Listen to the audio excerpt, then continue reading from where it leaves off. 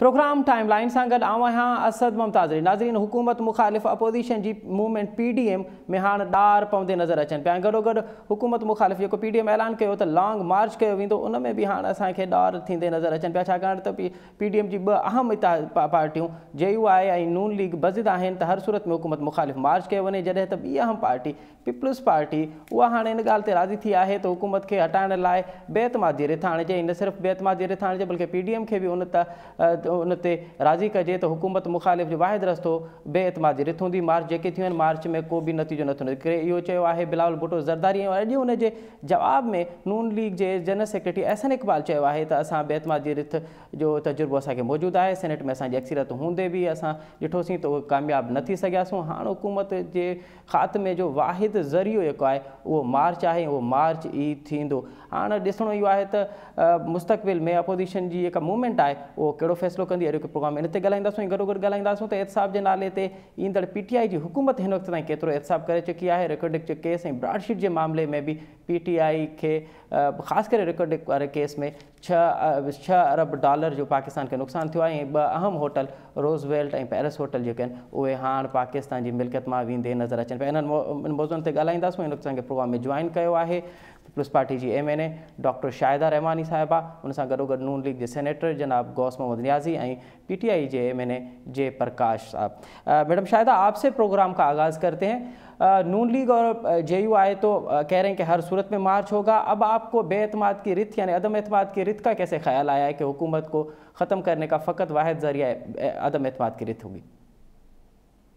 बहुत शुक्रिया। बिस्मिल्लाहिर्रहमानिर्रहीम। देखिए, सबसे पहली बात तो ये कि सब पार्टीज की अपने, जैसे मैं हमेशा कहती हूँ, हर पार्टी का अपना नजरिया है, अपने विजन है, अपने अपने उनकी जो है अलहदा मंशूर है, अपनी सियासी सोच है।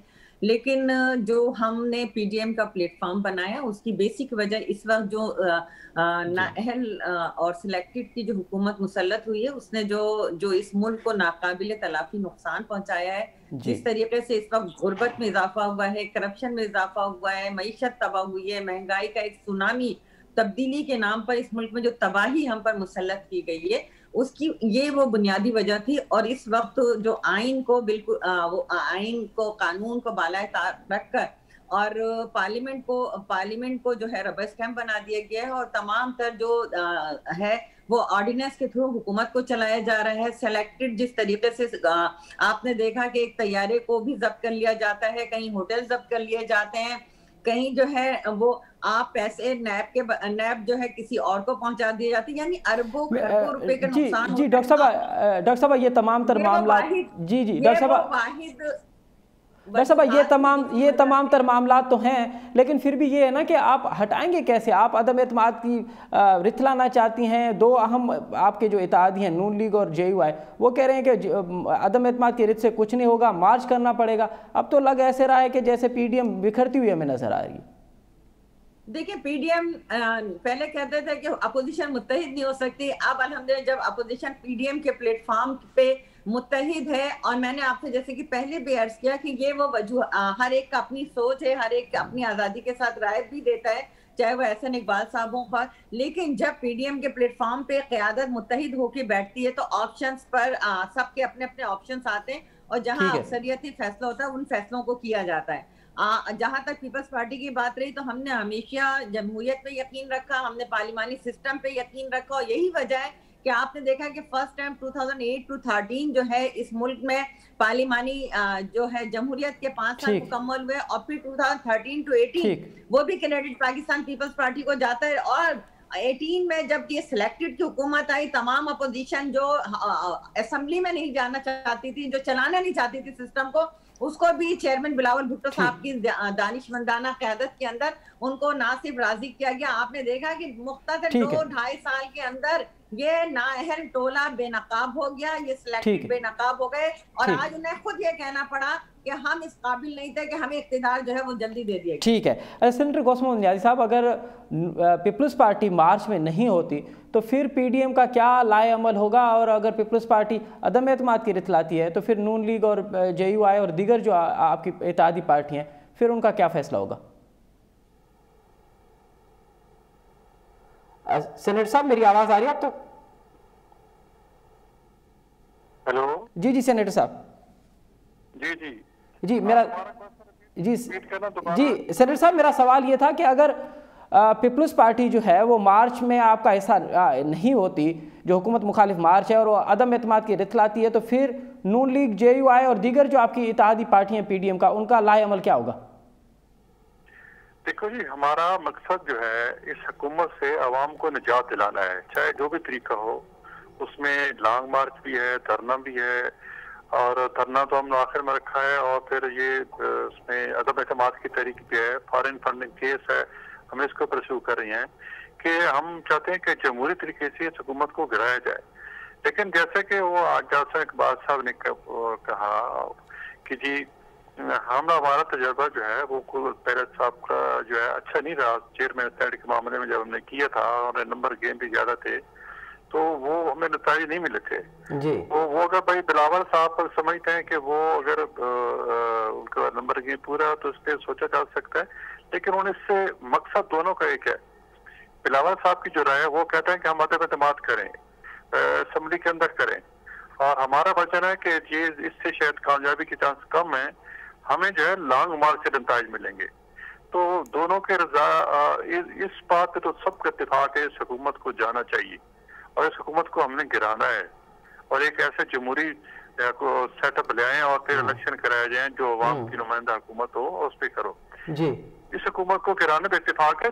ज़ाहिर है जब PDM की बड़ों का इजलास होगा तो उसमें चीजें तय होगी, और फिर सारे सब, और अब तक 2-3 बल्कि 3-4 महीने हो गए PDM अपनी बिल्कुल जो है वो अपनी यकसुई से चल रहा है, और चुनाव मुशावरत से चल रहे हैं। तो ये भी मुशावरत से तय हो जाएगा, जब बड़े बैठेंगे तो इंशाल्लाह हो जाएगा। जी जी। अच्छा सेनेटर साहब, कुछ तर्ज निगारों का ये कहना है क्योंकि मौलाना साहब और नवाज शरीफ साहब का जो नैरेटिव है वो इतना हार्ड है, वो इस पिच पे चले गए हैं कि जो दीगर इत्तेहादी हैं वो उनसे चलना बहुत मुश्किल होगा, क्योंकि जिस तरह से आपने इदारों के सरबराहों का नाम लिया और फिर मार्च का रुख पिंडी की तरफ मोड़ देना, ये दर हकीकत आप उस पिच पे चले गए हैं कि आपके पास जो दीगर इत्तेहादी हैं, स्पेशली तौर पर पीपल्स पार्टी और जो दीगर इत्तेहादी हैं, वो अब इस मूवमेंट का हिस्सा बनना बहुत मुश्किल होगा इनके लिए। देखिए जी, ये जो पिंडी की तरफ मार्च का तो हमने तो नहीं नारा लगाया, हमने तो ये मौलाना फजल रहमान साहब ने लगाया था। जी जी, मैं भी वही कह रहा हूँ जी। तो हम तो देखो, हम तो जमहूरी लोग हैं, हम तो ऐसा कोई स्टेप नहीं उठाएंगे जिससे जमहूरी निजाम खतरे में पड़े। हमने तो शुरू में इस्लामाबाद की तरफ मार्च की बात की थी। अच्छा। और उसमें और फिर मैंने पहले कहा कि हम मुशावरत से चलते हैं, और जब मुशावरत में कई चीजें मौलाना फजल तो हमारी मान लेते हैं, कई जब मौलाना साहब हमें मना लेते हैं, तो उसमें मुशावरत से तय होगा। लेकिन हमने कोई तो हमने तो पिंडी का हमने तो कोई मतलब है कि अभी नाम ही नहीं दिया हमारी लीडरशिप ने, गिले शिकवे जरूर किए उन्होंने। अच्छा। और उन्होंने अच्छा मेरे साहब, ये जो पिंडी की तरफ मार्च का ऐलान था, क्या उसमें आपको एतमाद में नहीं लिया गया था? PDM की जो दीगर इत्तेहादी पार्टियां थी उनको एतमाद में नहीं लिया गया था? मौलाना साहब ने खुद अपनी जानिब से ऐलान किया था। बिल्कुल। अच्छा। जो जहाँ तक, क्योंकि हम तो जो सुनते हैं उसमें हमारी तरफ से कोई पिंडी की तरफ हमारी पार्टी जो सर्कल है, जो जहाँ तक मेरी पहुंच है, वहाँ ये एक बात नहीं हुई कि जी पिंडी तरफ मार्च करेंगे, ठीक है ना। हम कोई टकराव नहीं चाहते, लेकिन जब जो हुकूमत है, जब अपोजिशन को दीवार के साथ लगाने की कोशिश करती है तो फिर ज़ाहिर फ्रस्ट्रेशन होती है और ऐसी बातें निकल जाती हैं। अच्छा। लेकिन हम फिर भी अभी हमारा ये जो मौक़िफ़ है, और मेरा ज़ाती मौक़िफ़ ये, और हमारी पार्टी के भी मेजॉरिटी का मैं यही जो समझता हूँ, वो सारे ज़्यादा कि हम इस्लामाबाद मार्च करें। ठीक है, हाँ जी, ठीक है, ठीक। अच्छा जी प्रकाश साहब, हाँ जी हुकूमत आई एहतसाब जे नाले ते, एहतसाब तो 2.5 साल में जेको थियो वो आवाम ॾिठो पे, हिन वक़्त ताईं को भी केस मां साबित ना करे सघिया अपोजिशन जे कंहिं बि अॻवान ते। फ़क़ति इहो चयो पियो वञे त एहतसाब जो अमल जारी आहे, ऐं नेब जेका आहे गिरफ़्तारी करे थी पई, कुझु ॾींहंनि खां पोइ वरी हुनजी ज़मानत थी पई। हे को रिकॉर्ड वारो मामिलो थियो आहे, 6 अरब डॉलर जो पाकिस्तान ते दंड विधो वियो आहे। 2 अहम होटल जेके आहिनि पाकिस्तान जी मिल्कियत मां, हाणे उहे ईअं थो लॻे त ॼण पाकिस्तान जी मिल्कियत मां नींदे नज़र पिया अचनि। हे छा थी रहियो आहे अव्हांजी हुकूमत में? ॾिसो असद पहिरां त मां जेको तव्हां ॿिन्ही पार्टी जी नुमाइंदे खां जेके क्वेश्चन्स कया मां हुनजो जवाबु ज़रूरु ॾींदुसि। त शाहिदा रीमान जी ॻाल्हि कई ऐं सेनेटर साहब जॾहिं ॻाल्हि कई त मौलाना फज़ल रहमान जेका पिंडी ॾांहुं मार्च जी ॻाल्हि कई, असांजी पार्टी ॻाल्हि न कई। ऐं तव्हां ॾिठो त कल्ह बिलावल भुट्टो ज़रदारी जेको मौक़िफ़ जेको शुरू कयो, हिननि जा जेके प्रोग्राम हुआ, जलसा जुलूस, जॾहिं लाहौर खां पोइ जॾहिं हिननि आर ऐं पार जी ॻाल्हि कई, उन खां पोइ जेको PDM मां जेको ऐं जेके इदारनि जे ख़िलाफ़ ॻाल्हाइणु शुरू कयो, जॾहिं आवाम तरफ़ां वोट न मिली त ई वापसि रैलियुनि ते आया।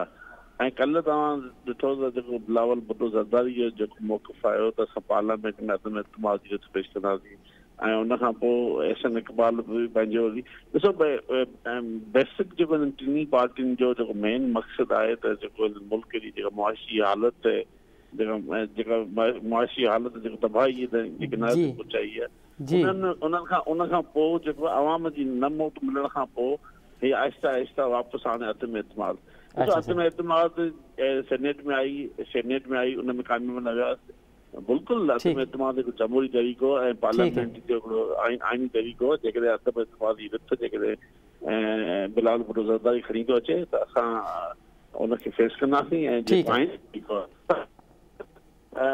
हाणे बिलावल भुट्टो ज़रदारी या पाकिस्तान पीपल्स पार्टी खे ख़बर आहे नंबर पूरो न आहे, जॾहिं नंबर पूरो न हूंदो ऐं मां सम्झंदो आहिस्ता आहिस्ता PDM में जेके हिननि जूं तव्हां चओ पिया त PDM जी मूवमेंट खे अवामी वोट न मिली आहे, उन करे उहा हाणे यूटर्न वठनि पिया, रिवर्स गियर वठनि पिया, ऐं हिकु दफ़ो ॿीहर जेको आहे पंहिंजे पाण खे सेव कवर करण लाइ अदम एतमाद जी ॻाल्हि कनि पिया।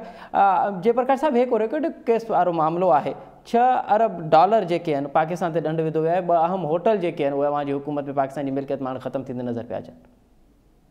ॾिसो असद साहिबु, आउं तव्हांखे ॿुधायां त हिन मुल्क ते जंहिं तरीक़े सां मुख़्तलिफ़ वक़्तुनि जेके फ़ैसिला थिया आहिनि, अॼु जेका हीअ पाकिस्तान तहरीक इंसाफ़ जी हुकूमत आहे, हीअ सिर्फ़ु ऐं सिर्फ़ु उन्हनि मसइलनि खे मोड़ ॾेई रही आहे जेके हिननि मुल्क सां जेको माना वॾो खिलवाड़ कयो वियो हिन मुल्क सां न।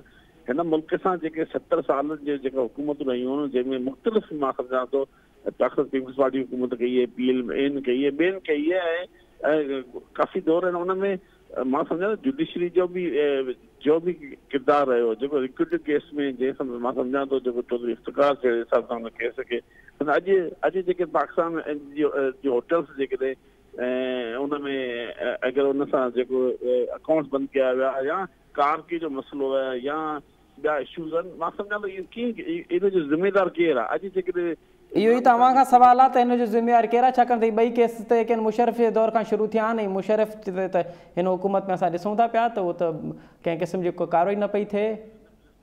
ज़िम्मेदार उहे पार्टियूं आहिनि जिन हिन मुल्क ते हुकूमत कई। कॾहिं बि मुशर्रफ जी हुकूमत खे मां उनखे उन्हनि जो किरदारु रहियो आहे, पर इहो मूंखे ॿुधायो त जंहिं वक़्तु PMLN जी हुकूमत आई या पीपल्स पार्टी उहे उन वक़्तु किथे हुई, उन्हनि मसइलनि खे हीअ तव्हां ॾिसो कारकी जो मसइलो बि जेकॾहिं हल कयो त इहो इमरान ख़ान जेको अर्दगान सां ॻाल्हाए करे उनजी मसइलो हल थियो। मां सम्झां ठीकु आहे, अवां चओ पिया त इहो मामिलो बि गुज़िरियल हुकूमतनि जो आहे, ऐं गुज़िरियल हुकूमतनि जे न करण जे करे जेके आहिनि उन्हनि जी कारकर्दगी न हुजण जे करे इहे 2 होटल आहिनि, इहे हाणे वेंदे नज़र अचनि पिया। अच्छा शाहिदा रहमानी साहिबा, आप आखिर क्या बात है कि पीपल्स पार्टी की हुकूमत, पीपल्स पार्टी जो है वो मार्च करने से घबरा रही है, वो कह रही है कि किसी भी सूरत में मार्च ना हो, जब भी मार्च का ऑप्शन आता है आप पीछे हट जाती हैं? ऐसा हरगिज नहीं है। देखिए चेयरमैन साहब ने अक्सर अपने जलसों में बआवाज़ बुलंद ललकारा है हुकूमत को और कहा है कि जब ये मार्च पहुंचेगा तो इस्लामाबाद की दरो दीवार को हिला देगा और इमरान नियाजी सिलेक्टेड जो है वो भागने पे मजबूर होगा। लेकिन जहां तक बात है कि सबसे पहले हमें जमहूरी और आईनी तरीकों को इस्तेमाल करना चाहिए, और आपने देखा कि इस वक्त जबकि हुकूमत के जो इत्तेहादी हैं वो आहिस्ता आहिस्ता हुकूमत को छोड़ रहे हैं, आपने देखा कि वो अख्तर मैंगल ग्रुप अलहदा हो चुका है, काफ लीग मुस्तकिल जो है हुकूमत को जिस आड़े हाथों ले रही है, MQM भी 12 आंखें दिखा चुकी है। इस तरह इनके अपने अरकान जो है वह इस्तीफे दे दे के जाने लगे, ये दूसरों के इस्तीफों का इंतजार कर रहे थे। तो ये वो मौका है जब अपोजिशन को इससे भरपूर फायदा उठाना चाहिए, और हुकूमत वैसे भी अपनी अददी अक्सरियत पूरी नहीं कर सकती। अब इमरान खान अपनी सादा अक्सरियत भी खो चुके हैं अख्तर मैंगल के अलग होने से, और मजीद जो है जब ये एक तहरीक पकड़ेगी और जब इस पे काम होगा तो मैं समझती हूँ कि हुकूमत जो है वो खुद इक़्तिदार छोड़ के भागेगी। तो हमने हमेशा आईनी और जमहूरी तरीकों को सरे फहरिस्त रखा, और उसके बाद मार्च की जब जरूरत आई और जहां अपोजिशन इस पॉइंट पे मुत्तहिद हुई तो मार्च भी होगा, और मार्च जब होगा तो फिर इस्लामाबाद से ये सिलेक्टेड जब भागेंगे तो इनको छुपने की भी जगह नहीं मिलेगी। अच्छा, आप कितनी पूरी इत्मीनान हैं कि अगर अब करारदाद लाते हैं, अदम एतमाद की करारदाद मूव होती है कौमी असम्बली में और सेनेट में, तो वो कामयाब होगी? देखिए, सबसे पहली बात तो ये कि जब पीडीएम का इजलास होगा, जिस तरह अभी सेनेटर साहब ने भी कहा, अभी तो हर शख्स अपनी राय दे रहा है, लेकिन जब ये इजलास होते हैं, तमाम पार्टीज के सरबराह सर जोड़ के बैठते हैं तो किसी एक नुक्ते पे मुत्तफिक होते हैं। और आपने देखा कि अभी हैदराबाद के अंदर 9 फरवरी को पीडीएम के प्लेटफॉर्म के तरह एक बड़ा अजीम शान जलसा होने जा रहा है। तो वो जो समझ रहे थे कि पीडीएम खत्म हो रही है, पीडीएम टूट चुकी है, उनके लिए ये एक बहुत बड़ा मैसेज आएगा। और हैदराबाद जलसे के बाद ये तय होगा कि हम इन हाउस तब्दीली लाएंगे या हम जो है मार्च करेंगे। ठीक है। अच्छा, सेनेटर गौसम उंदियाल साहब, ये जो जयप्रकाश साहब फरमा रहे हैं कि क्योंकि पीडीएम को अवामी तरह से उतनी पजीराई नहीं मिली, अवाम निकला नहीं, इसलिए पीडीएम की क़यादत अब रिवर्स गियर लगा रही है और वो जो अदम एतमाद की करारदाद है उसकी बात कर रहे हैं।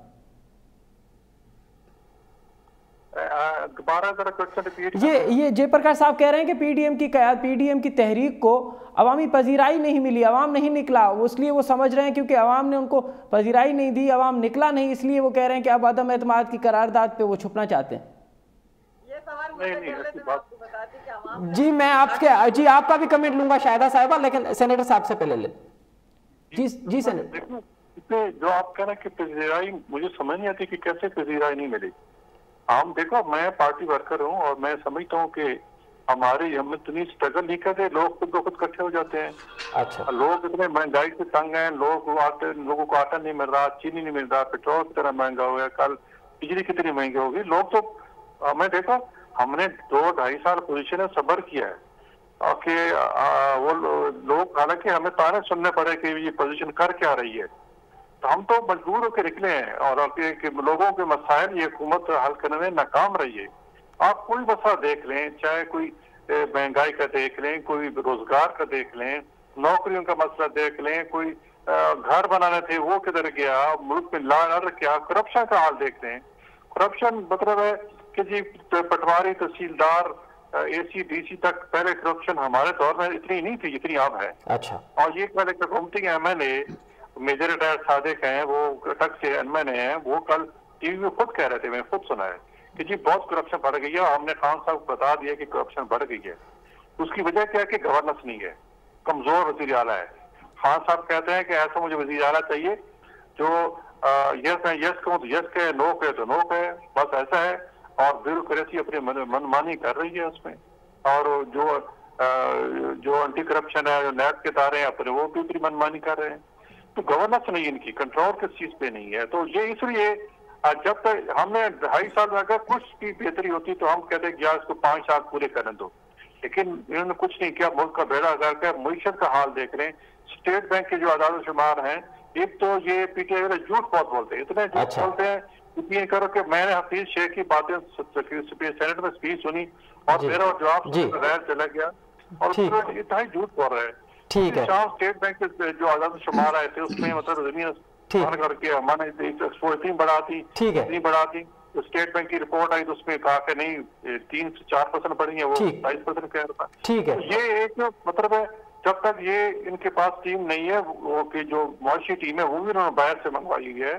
ठीक है, पास सिवाय सोशल मीडिया के काम करने के और कोई नहीं है। सिवाय सोशल मीडिया के ये ग्राउंड पे काम नहीं कर रहे और सोशल मीडिया पे जिस तरह की ज़बान इस्तेमाल हो रही है, जो लैंग्वेज इस्तेमाल हो रही है, वो काबिल कबूल किसी भी सूरत में नहीं। अच्छा जयप्रकाश साहब, हाँ असां ॾिसूं था पिया तो बकौल अव्हां जे भी तो अपोजिशन जी जेका तहरीक आहे उहा अव्हांखे विखिरियल नज़र पई अचे, हिकिड़े पेज ते कोन आहे, इंतहाई कमज़ोर हालतुनि में आहे, अवाम उनखे पज़ीराई न पई अव्हां जे बकौल। पोइ बि आख़िर छो हुकूमत डिलीवर न पई करे, कंहिं बि शोबे में डिलीवर न पई करे, करप्शन वधे थी पई, महांगाई वधे थी पई, अवाम जी जेका ज़िंदगी आहे उहा ॾींहं ब ॾींहं गुरबत जी लकीर खां हेठि थींदी पई वञे, 2.5 सालनि में डिलीवर छो न पिया करे सघूं? ॾिसो हिकिड़ी तव्हांखे ॻाल्हि ॿुधायां असद, जेको तव्हां डिलीवरी ॻाल्हि पिया कयो, अॼु जेकॾहिं तव्हां ॾिसो कल्ह जेकॾहिं बिजली जेका महांगी करण जो मेन सबबु छा आहे, ॾिसो हिननि छा कयो, गुज़िरियल हुकूमतनि IPP सां एॾा वॾे लेवल जा महांगा कॉन्ट्रेक्ट कया आहिनि जंहिंमें बिजली जी सप्लाई जे लाइ त हुननि बिजली हिन में कोई शक कोन आहे, हिननि पावर प्लांट लॻाया, पर पावर प्लांट तव्हां ॾिसो हिननि कोल ते लॻाया, हिननि पावर प्लांट फर्नेस आयल ते लॻाया, हिननि के अल्टरनेटिव एनर्जी जा पावर प्लांट न लॻाया। अॼु बिजली जी जगह डिमांड एॾी न आहे जहिड़ी हिननि पैदा कई, पर हिननि ट्रांसमिशन लाइन जे लाइ हिननि को रस्तो त कढियो। अॼु जेकॾहिं ॾिसो अॼु पोज़ीशन इहा आहे त बिजली जा जेका कैपेसिटी चार्ज असां गवर्नमेंट खे एक्स्ट्रा ॾियणी, अगरि बिजली नथी इस्तेमालु कजे त जेके IPP सां गॾु उन्हनि खे पेमेंट कई थी वञे। जेकॾहिं तव्हां ॾिसो जेकॾहिं LNG जेकॾहिं कॉन्टेक्ट कया LNG जी ज़रूरत हुजे या न हुजे, त जेकॾहिं हिकु ॾींहुं बि LNG अगरि इम्पोर्ट गवर्नमेंट ने कंदी त उन्हनि जी जेका डेली चार्जिस आहे। ॾिसो आऊं तव्हांखे ॻाल्हि ॿुधायां, हिननि जेके बि ख़ासि करे PML आहिनि गुज़िरियल टाइम ते जेके 5 साल हुकूमत में जेके वॾा वॾा प्रोजेक्ट लॻाया, उन्हनि में हिननि ज़ाती मफ़ादातनि ख़ातिर कॉन्ट्रेक्ट कया। 2.5 साल थी विया आहिनि। 2.5 साल में इहो चइजे त 2.5 साल खां पोइ जयप्रकाश साहब 2.5 साल खां पोइ अगरि तव्हां मूंखे ॻाल्हि मुकमल करणु ॾियो, तव्हां विच में डिस्टर्ब न कयो। तव्हां ॻाल्हि अॼु जेकॾहिं तव्हां ॾिसो त हिन जे पावर प्लांट जेके कया आहिनि उन्हनि में बि हिननि जी नवाज़ शरीफ़ हुकूमत जी बैकडोर ते हिननि जी पार्टनरशिप वॾनि वॾनि जेके मुल्कनि जा जेके बादशाह आहिनि उन्हनि सां।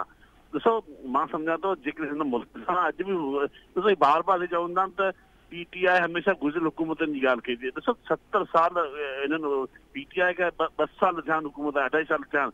2.5 साल में तव्हां चवंदा त अगरि 70 सालनि जो गंद साफ़ करे हिकिड़े ॾींहुं इमरान ख़ान माण्हुनि खे मुल्क में निवाल विझंदो, इहो पॉसिबल न आहे। हमेशह हुकूमत खे ॾिसो 10 साल जेके 2.5 साल में थिया आहिनि, मूंखे ॿुधायो त भई न तव्हां मुकमल ॻाल्हि करे ॾियो। जी तव्हांखे ई ॿुधूं पिया। तव्हां ॾिसो ॿई पार्टियूं जेकॾहिं जमहूरियत जी दावेदार आहिनि, मूंखे ॿुधायो त अहिड़ी कहिड़ी आफ़त अची वई हिननि अची रोड रस्तनि ते जलसनि जुलूसनि ते कोरोना जी टाइम ते कढिया। इहो पुछंदासीं, इहो मुल्क खे स्टेबलाइज़ करण जी साज़िश आहे।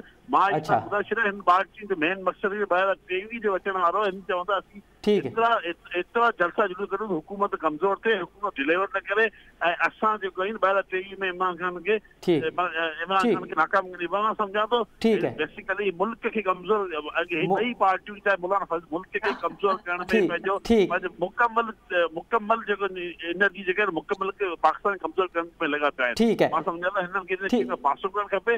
मुल्क ऐं अवाम जी अगरि भलाई आहिनि त अचे नवाज़ शरीफ़ लंडन में छो वेठो, जेको इलाज जे ख़ातिर लंडन वियो त मोटी अवाम जे विच में ॾटो मुटो हुते ॾिसो वज़न ॾिसो हितां 80 केजी थी वियो। ठीक है। अच्छा शाहिदा रहमानी साहिबा, एक जो जयप्रकाश साहब कह रहे हैं कि आखिर कौन सी आफत आ गई है कि अपोजिशन की तमाम तर पार्टियां एहतजाजी धरने पे चली गई और इनके एहतजाज के धरने का मतलब कुछ और है। एक तो इस पर कमेंट दीजिएगा, और दूसरा जो जयप्रकाश साहब कह रहे थे कि क्योंकि पजीरा ही नहीं मिली अब इसलिए अपोजिशन की पार्टियां यू टर्न मार रही हैं। मुख्तसरन टाइम बहुत कम है, आपके फाइनल कमेंट्स प्लीज। क्यों भाई मुझसे क्यों मुख्तसर कर रहे हैं जब आप सबसे तफसील के साथ बात करते हैं? जी आप बात तो ये कि शुक्र है कि इनको मुल्क और कौम का ख्याल आया। इससे पहले जब 2014 में इन्होंने धरने दिए तो इस वक्त उनको मुल्क का ख्याल नहीं आया कि मुल्क में अदम इस्तेहकाम होगा। 4 महीने आप पार्लियामेंट के सामने रेड जोन के अंदर आपने तमाम तर आइन और कानून की वायलेशन की, आपने पार्लियामेंट पे हमला किया। कौन सी आफत आ रही थी? आपने इदारों पे हमला किया, उस वक्त कौन सी आफत आ रही थी? आपने सिविल नाफरमानी की तहरीक चलाने का कहा, कौन सी आफत आ रही थी? आपने कहा कि बाहर से हुंडी के जरिए पैसे भेजो, कौन सी आफत आ रही थी? आपने कहा कि बिल दिल्ली के बिल की कीमत बढ़े तो जला दो। अब तो हर रोज 2 रुपए यूनिट बढ़ रही है। इस वक्त जब आलमी सतह पे पेट्रोल की कीमतें कम हो रही है, आप पेट्रोल की कीमतों में आपने इस महीने में कितना 2 मरतबा इजाफा करके नए साल का तोहफा दिया कौम को। आपने कहा कि जी माफिया, हाँ बिल्कुल नदीम बाबर जो है वो कौन सा माफिया जो अभी LNG के कॉन्ट्रैक्ट में आपने ताखीर की, इतना बड़ा स्कैंडल आया, आटे का स्कैंडल आया, चीनी का। जी शाहिदा साहिबा, आप मेरी आवाज़ आ रही है आप तक? असांजो डिस्कनेक्ट थियो है कम्युनिकेशन। बहुत शुक्रिया डॉक्टर शाहिदा रहमानी साहिबा, जयप्रकाश साहब, सेनेटर गौस मोहम्मद नियाज़ी साहब, आप तीनों मौजूद शख्सियत का बहुत शुक्रिया। नाज़रीन हिते वठूं नंढी साई खां पोइ वरी ॻाल्हाईंदासूं त GDA खे वफ़ाक़ी हुकूमत ख़ासि करे वज़ीर आज़म खां तमामु घणियूं शिकायतूं आहिनि। अॻूणे वॾो वज़ीर अरबाब गुलाम रहीम शिकायत कई आहे त जेकॾहिं अवां पंहिंजे माण्हुनि जो तहफ़ुज़ नथा करे सघो त उन्हनि खे घटि में घटि इलेक्शन विढ़ण लाइ न चयो वञे, ऐं जेकॾहिं अवां जो इहो रवैयो साॻियो बरक़रार रहियो त मुस्तक़बिल में केर बि अवां जे चवण ते इलेक्शन न विढ़ंदो। वक़्तु वठूं त साई खां पोइ वरी अॻूणे वॾे वज़ीर अरबाब गुलाम रहीम सां इन मामले ते ॻाल्हाईंदासीं। जॾहिं अवां पंहिंजे माण्हुनि जी तहफ़ुज़ नथा करे सघो त पोइ उन्हनि खे इलेक्शन विढ़ण लाइ बि न चयो। जेकॾहिं अवां जो इहो साॻियो ई रवैयो रहियो त मुस्तक़बिल में केर बि तव्हां लाइ चूंडूं न विढ़ंदो। इहो ॾोरापो आहे, इहे शिकायतूं आहिनि अॻूणे वॾे वज़ीर अरबाब गुलाम रहीम जूं जनाब वज़ीर आज़म पाकिस्तान इमरान ख़ान खां। पर इहो को पहिरियों भेरो न आहे त GDA जे कंहिं अॻुवाण वफ़ाक़ी हुकूमत ख़ासि करे इमरान ख़ान खां इहे शिकायतूं कयूं आहिनि। GDA मुसलसल इहो चवंदी रही आहे त सिंध बाबति वफ़ाक़ी हुकूमत जी पॉलिसियुनि में उन्हनि खे नज़रअंदाज़ कयो पियो वञे, जॾहिं फ़ैसिला था कनि त उन्हनि सां सलाह मशवरो नथो कयो वञे। ऐं हाणे ॻाल्हि अची वई आहे तहफ़ुज़ जी। इहो अगरि इहा साॻी रिवायत बरक़रार रही त पोइ छा GDA जेका अहम इतादी आहे सिंध में वफ़ाक़ी हुकूमत जी, छा उहा बरक़रार रहंदी या उन वटि के ॿिया ऑप्शन आहिनि? इन्हनि तमामु तर मामलनि ते ॻाल्हाईंदासीं। हिन वक़्तु असांखे प्रोग्राम में जॉइन कयो आहे सिंध जे अॻूणे वॾे वज़ीर जनाब अरबाब गुलाम रहीम साहब। अरबाब साहब, प्रोग्राम में ख़ुशि आमदीद। महिरबानी साईं। अच्छा अरबाब साहब, सभ खां पहिरियों त इहो ॿुधाइजो तव्हांखे वज़ीर आज़म पाकिस्तान जनाब इमरान ख़ान खां शिकायतूं कहिड़ियूं आहिनि? सही, इमरान ख़ान खां ज़ाती तरह सां का शिकायत हाणे प्राइम मिनिस्टर आहे मुल्क जो, ज़ाती बि सम्झो खणी जॾहिं हुनजी डिलीवरी न हूंदी त पोइ शिकायत ई थींदी न साईं। जी हिकिड़ो त हिते अचे थो, मुलाक़ात थिए थी, मीटिंग थिए थी, हुन में ॻाल्हियूं थियनि थियूं, निशिस्तनि गुफ़्तनि बर्ख़ास्तनि, वरी वञे थो त हुनजी डिलीवरी निल आहे। ऐं ख़ासि तौरु मूं त इहा शिकायत कई त इलेक्शन असां हिते लड़ूं था, इंतकामी कारवायूं थियूं थियनि माण्हुनि सां, पीपल्स पार्टी करे थी, सूबाई गवर्नमेंट करे थी, इमरान ख़ान हुनखे रोके ई नथो सघे। अरे बाबा, तूं ॿियो कुझु ॾेई नथो सघीं त माण्हुनि सां ज़्यादतियूं त घटि में घटि रोक न। हाणे अॻियो जेको IG वेठो हुनजे हूंदे हिते हालात ठीकु हुआ, माण्हुनि सां को ग़लति FIRूं, ग़लति इंतकामी कारवायूं कोन थिए थियूं। IG खे डील त बदिली कराए छॾियऊं। जेका डील थी वोट ॾिनो न, इन करे हुन बदिली थी वियो IG। हाणे हीउ जेको नओं IG आयो आहे इहो त हिकिड़ो कमदार आहे न, जीअं हींअर हली मातल पिए चयो त को अलाए छा सीनियर हवालदार अलाए छा कुझु, उहो सूरत हाल आहे। हाणे उन सूरत हाल में इलेक्शनुनि खे ही पुलिस जे थ्रू रिग था कनि। एतिरी पुलिस घुराइनि था, एतिरी पुलिस जी ज़रूरत केतिरी आहे, कहिड़ी आहे? पुलिसूं असां जॾहिं ऑब्जेक्शन बि कयो, असांखे चयूं त असां सभु 3 SP घुराईंदव। 3 SP जी कहिड़ी ज़रूरत आहे? रेंजर्स जॾहिं आहे, न्यूट्रल फोर्स आहे, रेंजर्स आहे, त तव्हांखे ज़रूरत कहिड़ी आहे? ॾिसो न, मूं जेका इलेक्शन विड़ी जनरल इलेक्शन 18 में, इन करे जे त कैंडिडेट केरु कोन हो। हिकिड़ो हिननि PTI वारनि इमरान खे कैंडिडेटूं नथा मिलनि। हाणे ॾिसो सांगड़ में, पंहिंजे में, कराची में, हाणे वरी जेको नई MLA जी सीट आहे हुन ते PTI वारनि खे पोटेंशियल कैंडिडेट ई कोन था मिलनि।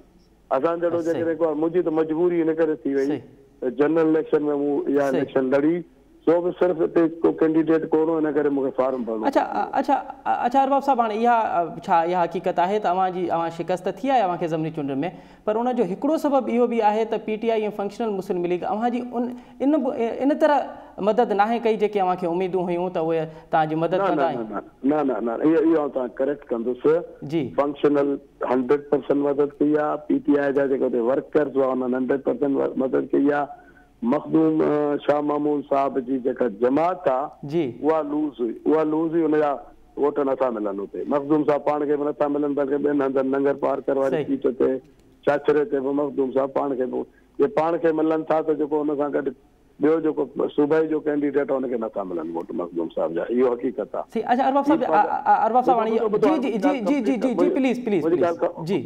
ॾिसो न, पीर पागारे जा वोट सॉलिड मिलनि था। उमरकोट में सवाइ गुलाम मोहम्मद मेहर जे ॿियनि सभिनी माण्हुनि वोट ॾिना आहिनि हुते, मूंखे का शिकायत कोन्हे। बाक़ी इहो ज़रूरु आहे गुलाम मेहर वोट न ॾिना त उन्हनि जी जमात हुन ते एक्शन करे हुनखे पंहिंजी जमात मां ई कढी छॾियो आहे। उन्हनि वटि एक्शन बि आहे, मखदूम साहब वटि एक्शन कोन्हे। ऐं पंहिंजो इमरान ख़ान साहब हुते इस्लामाबाद में बरजमान आहे, हेठि हिते सिंध में छा पियो थिए छा न पियो थिए हुन सां जेको तालुक़ कोन्हे। ऐं गवर्नर हाउस जेको आहे सो फंक्शनल कोन्हे। हालांकि गवर्नर हाउस जेकॾहिं चाहे हिते न को ॾिनी अथनि डेवलपमेंट स्कीम, जॾहिं आयो प्राइम मिनिस्टर हिते चाचरे में त स्कीमूं पैसा अनाउंस कई पार्कर ज़िले लाइ। उहो सॼे ज़िले खे त पैसा कोन मिलिया, पर उहे पैसा सिर्फ़ु चाचरे वारो जेको तबिको मखदूम साहब उन ते मिलिया। उन ते जेकॾहिं मिलिया त उहे पैसा वरी सिर्फ़ु मखदूम साहब जे मुरीदनि में उनजी विरासत थी, ॿियनि माण्हुनि जे हवाले सां को स्कीम कोन मिली, को बि इम्प्लीमेंट कोन थिया। अञा ताईं उहा स्कीम मुंहिंजो साल ॾेढ थियो आहे, अञा ताईं स्कीम उहा लटकी पई आहे। अच्छा ठीकु आहे। अच्छा अरबाब साहब, हाणे उमरकोट वारो हल्को जेको आहे उहो अव्हांजो हल्को न आहे, अव्हां थर्मा इलेक्शन विढ़ंदा आहियो ऐं अव्हां चयो पिए त अव्हांखे चयो वियो त इहो इलेक्शन तव्हां विढ़ो। कंहिं चयो अव्हांखे इन हल्के में इलेक्शन विढ़ण लाइ? न न न न न इहो मूं कोन चयो मूंखे मूं चयो त पोइ हिते सुठो मूं ओवरऑल ॻाल्हि कई अच्छा सुभाणे ओवरऑल ॻाल्हि कई मूंखे हिन हल्के ते कंहिं कोन चयो हिते मूं तव्हांखे चयो न अरिड़हं में ऐं पाण बीठुसि जो हिते को कैंडिडेट कोन हो हाणे हल्का ख़ाली था छॾियूं त पोइ पीपल्स पार्टी खे वाकोवर थो मिली वञे न भई इन करे हिकिड़ो हुन हल्के तां बीठुसि ॿियो जेको आहे जैमसाबाद वारो जेको हल्को NA ते हुन ते बीठुसि ऐं उते बि को पोटेंशियल कैंडिडेट कोन हो मूंखे बीहणो पइजियो इन हल्के ते ऐं सिर्फ़ु हिकिड़ो ॾींहुं वियुसि मूंखे 30,000-32,000 पहिरीं वोट मिलिया ऐं हुन जैमसाबाद वारे हल्के NA हल्के ते मूंखे 50,000-52,000 वोट मिलिया ठीक है जी जी जी तव्हांखे ई ॿुधूं पिया जी अच्छा वरी जॾहिं बाय इलेक्शन थी इतफाक़ अली मर्दान शाह फोर्ट थी वियो हाणे हिन वक़्तु आऊं जेकॾहिं इलेक्शन न लड़ा त इहो असांजी पीपल्स पार्टी बि चया सॼे संदर्भ माण्हू बि चवंदा दादा अरबाब डिॼी वियो बाय इलेक्शन खां हालांकि पैसा ख़र्च करणा था पवनि माण्हुनि वीचारनि खे कुर्बान करणो थो पवे उहे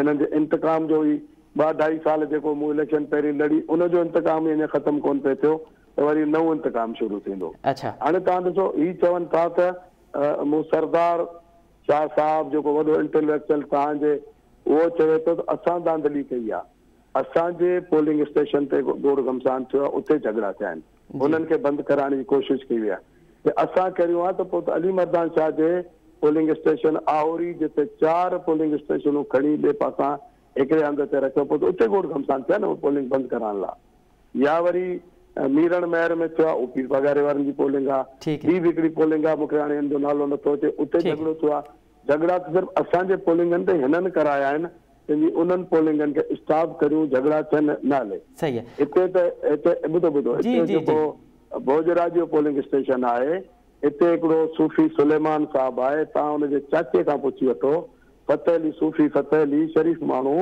सूफ़ी जेके सूफ़ी ॻोठ जा आहिनि जेके सुमरा इहे दरवेश क़िस्म जा माण्हू हूंदा ऐं हिन जा वॾा दरवेश अञा बि हिननि जा दरवेश आहिनि पर तव्हां हुनजे चाचे फतेह अली खां पुछी वठो त सूफ़ी सुलेमान कहिड़े क़िस्म जो माण्हू ठीकु आहे अच्छा अरबाब साहब अवां इमरान ख़ान सां गॾोगॾु गवर्नर ते बि अवां शिकायत कई आहे त गवर्नर खे अवां फ़ोन पिया कयो त उहो अव्हांखे रिस्पॉन्स न पियो ॾे इहो छा माजरो आहे गवर्नर का ओवरऑल शिकायत है तो जी गवर्नर थींदा आहिनि तीअं गवर्नर आहे ई कोन अच्छा सिंध गवर्नमेंट जेकॾहिं ज़्यादती थी करे तो गवर्नर उनखे रोके ही नथो सके गवर्नर जा पावर आख़िर कंहिं मक़सद लाइ त गवर्नर हूंदा आहिनि न गवर्नर चीफ मिनिस्टर जेको पावर एक्सरसाइज कंदो आहे आइन मुताबिक़ वो गवर्नर जा ही पावर एक्सरसाइज कंदो आहे उहो गवर्नर जो ही जेको क्वीन जे उनजे हिसाब सां आयो आहे न उहो गवर्नर जो चीफ मिनिस्टर आहे ठीक है हाणे गवर्नर के इहो बि पावर कोन्हे कंहिं ब्यूरोक्रेट खे सॾे सघे कंहिं ब्यूरोक्रेट खे को लेटर ही लिखे त बाबा तव्हां इंतकामी कार्रवाइयूं गवर्नर साहब जे स्कीमनि ॾियण ते सिंध गवर्नमेंट NOC नथी ॾे फेडरल गवर्नमेंट खे इहो असां हाल कॾहिं कोन ॾिठो आहे सही आहे अच्छा अरबाब साहब प्रोविंशियल गवर्नमेंट NOC नथी ॾे अरबाब साहब अवां बार हाणे इंतकाम जो लफ़्ज़ इस्तेमालु पिया कयो तव्हांजे ख़िलाफ़ इंतकामी कार्रवाई पई थियनि पर असां ॾिठोसीं त जॾहिं अव्हां इक़्तिदार में हुयो त उन वक़्त जी अपोज़िशन खे बि अव्हां मां इहे ई शिकायतूं हुयूं त अव्हां मुखालिफ़िन ते केस दर्ज था कयो उन्हनि खे जेल में था विझो उन्हनि खे तशद्दुद पिया कयो हिकिड़ो तव्हां ॻाल्हि ॿुधो हिकिड़ी ॻाल्हि ॿुधो जी जी जी तव्हां पाकिस्तान ठहण खां वठी थरपारकर ज़िले में FIR जो तव्हां अचो अची हिन ते इंक्वायरी कयो हिन ते बाक़ाइदा रिसर्च कयो पाकिस्तान ठहण खां वठी थरपारकर ज़िले में जेके FIR दाख़िल थियूं आहिनि उन्हनि जो तव्हां तइदाद ॾिसो ऐं 2008 खां वठी अॼु ताईं जो तइदाद ॾिसो पाणी ख़बर पइजी इंतकाम कंहिं वरितो आहे न मतिलबु अव्हां पिया चओ त अव्हांजे दौर में इन तरह जी FIR रड़ियूं त पीपल्स पार्टी वारनि खे करणु ईंदियूं आहिनि न साईं उन्हनि वटि इहो जेको डंडोरो पिटण जो त हुन होशियार आहिनि असीं मञूं था हिन ॻाल्हि में अच्छा डंडेरे पिटण में रड़ियुनि करण जा होशियार आहिनि अच्छा पोइ वली मोहम्मद रहमो वारो केस इंजीनियर वली मोहम्मद रहमो वारो केस अदा वली मोहम्मद रहमे खे हिननि छो विधो हींअर भला पोइ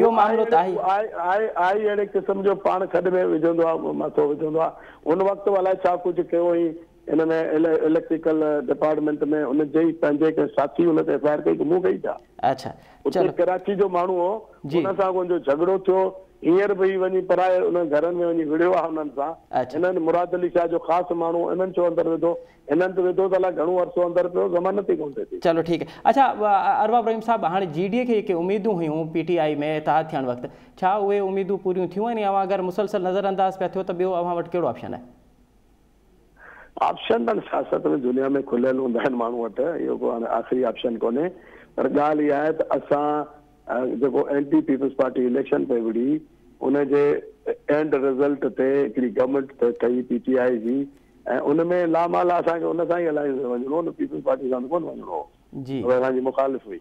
जी तो उन तहत असां सां गॾु वियासीं। सिंध उन्हनि वटि प्रायोरिटी तो ई कोन्हे, हू सम्झनि था त पंजाब में वोट असांखे मिलनि था, बसि ठीकु आहे, काफ़ी असां लाइ, ऐं सिंध जी ज़रूरत ई कोन्हे। सिंध में ॿियो त हू कंहिंसां इतिहाद में हलणु नथा चाहिनि, हू चाहिनि था त रुगो जेको आहे सो PTI हुजे रुगो अकेली, ऐं ॿिए जी ज़रूरत कोन्हे, या माण्हू सां PTI में शामिल थियनि, त उहा सूरत हाल बि कोन्हे जो माण्हू सां PTI में शामिल थियनि। ठीक है, मसला त आहिनि। ठीक है, मसला आहिनि, इहो मसलनि जो हल कहिड़ो आहे इहो अञा ताईं GDA जेको आहे उहो अनाउंस न पई करे। वॾी महिरबानी अरबाब गुलाम रहीम साहिबु असांखे वक़्तु ॾियण जी। नाज़रीन, अवां सिंध जे अॻूणे वॾे वज़ीर अरबाब गुलाम रहीम साहिब जो मौक़िफ़ ॿुधो। हुन चवणु आहे त जॾहिं असां NTPP इलेक्शन विड़ियोसीं, हुनजे आख़िर में असांखे इतिहाद करिणो हो, ऐं उहो पोइ इतिहाद ज़ाहिर आहे PTI जी हुकूमत सां ई करिणो हो, छाकाणि त उहा NTPP हुई ऐं उहो इतिहाद अञा बरक़रार आहे। मुसलसल नज़रअंदाज़ पियो कयो वञे। PTI जी सिंध बाबति कंहिं क़िस्म जी का हिकमत अमली कान्हे, उन जेका बि पॉलिसियूं आहिनि उहे सिंध लाइ कोन्हनि, तंहिं हूंदे बि GDI उनजी इतिहादी आहे। हाणे ॾिसणो इहो आहे त GDA कहिड़ो फ़ैसिलो थी करे। प्रोग्राम जे वक़्त ते पंहिंजी पुॼाणी ते पहुचे थो। असद मुमताज़ ॾींदा इजाज़त। अला भाई।